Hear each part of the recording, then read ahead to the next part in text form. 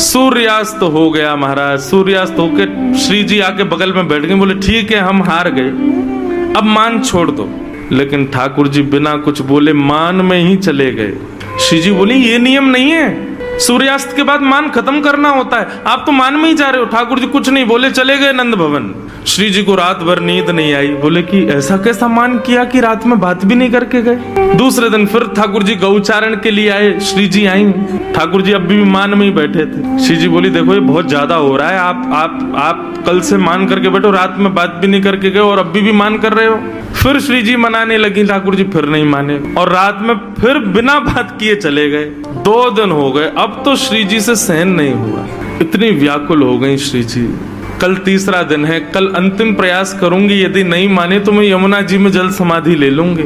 और तीसरे दिन श्री जी मनाने लगी, ठाकुर जी फिर नहीं माने, सो श्री जी उठ करके यमुना जी के तट पर चली गई।